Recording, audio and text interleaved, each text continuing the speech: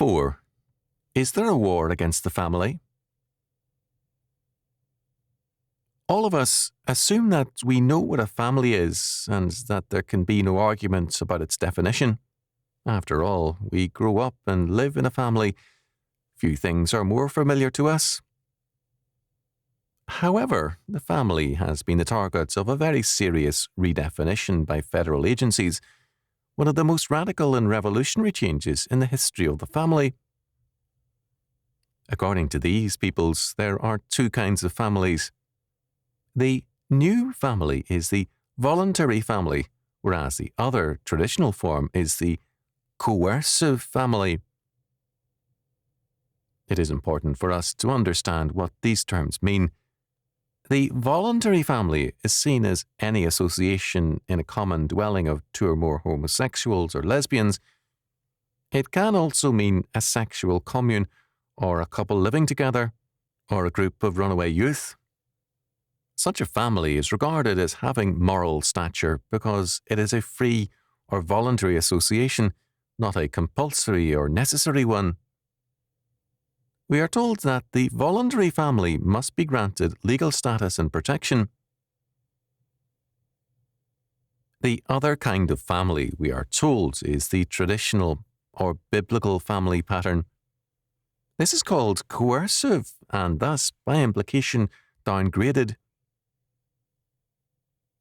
The family members in the traditional family are supposedly not free, or are less free than those in the voluntary family, and hence not as socially advanced.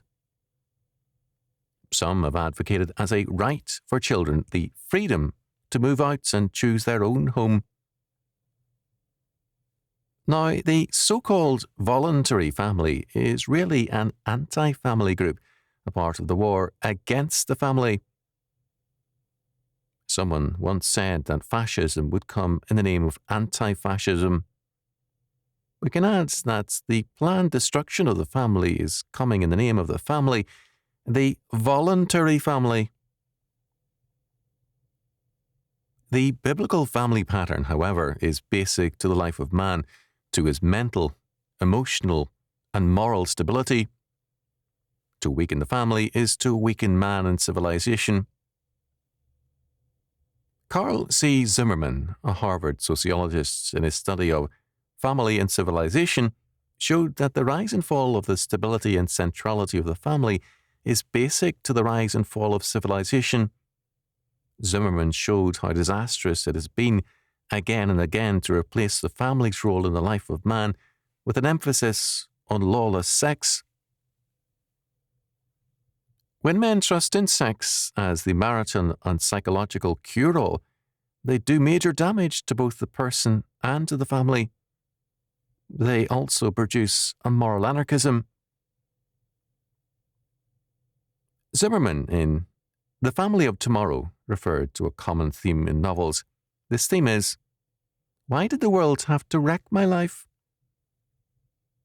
The truer question is, of course, why did I wreck my life? What right do I have to revolutionize the world and the family because I'm a failure? The failures of our day see themselves as an avant-garde whose duty is to change the world and make all things over in terms of their own sins.